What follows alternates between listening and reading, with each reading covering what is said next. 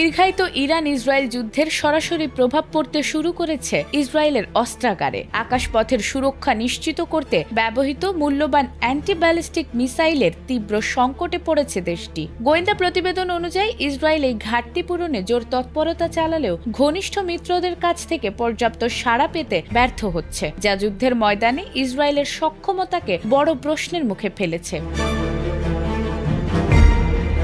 ইরানের সঙ্গে চলমান যুদ্ধে ব্যালিস্টিক ক্ষেপণাস্ত্র প্রতিরোধী মিসাইলের তীব্র সংকটে পড়েছে ইসরায়েল। যুক্তরাষ্ট্র ভিত্তিক সংবাদ মাধ্যম সেমাফোর মার্কিন কর্মকর্তাদের বরাত দিয়ে জানিয়েছে, যুদ্ধ শুরুর কয়েকদিন আগেই বিষয়টি যুক্তরাষ্ট্রকে অবহিত করেছিল ইসরায়েল। প্রতিবেদন অনুযায়ী 2025 সালে মাত্র 12 দিনের সংঘাতে বিপুল পরিমাণ প্রতিরোধী মিসাইল ব্যবহার করায় ইসরায়েলের মজুদ তখনই অনেকটা কমে গিয়েছিল। এরপর চলমান সংঘাতে ইরানের ধারাবাহিক হামলার কারণে সেই চাপ আরও বেড়েছে।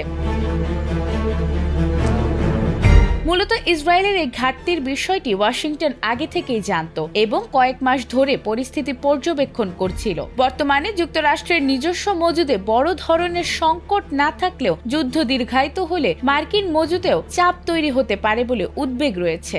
বিশ্লেষকদের মতে, ইরান তাদের ক্ষেপণাস্ত্র ক্লাস্টার বোমা ব্যবহার শুরু করায় পরিস্থিতি আরও জটিল হয়ে উঠেছে। এর ফলে একটি হামলা ঠেকাতে একাধিক প্রতিরোধী মিসাইল ব্যবহার করতে হচ্ছে, যা দ্রুত মজুদ ফুরিয়ে যাওয়ার ঝুঁকি বাড়াচ্ছে।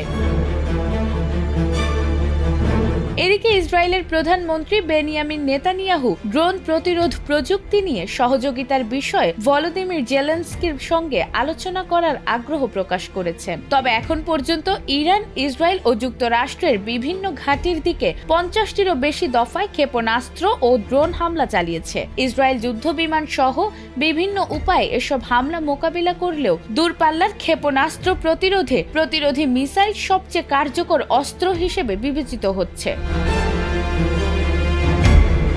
তবে স্বল্প পাল্লার হামলা প্রতিহত করতে ব্যবহৃত ইসরায়েলের বিখ্যাত আকাশ প্রতিরক্ষা ব্যবস্থা আয়রন ডোম এই সংকট পুরোপুরি সামাল দিতে পারছে না। ফলে যুদ্ধ দীর্ঘ হলে ইসরায়েলের প্রতিরক্ষা সক্ষমতা নিয়ে নতুন করে প্রশ্ন উঠতে পারে বলে মনে করছেন বিশ্লেষকরা। নাজমুন নাহার জান্নাত, এটিএন বাংলা।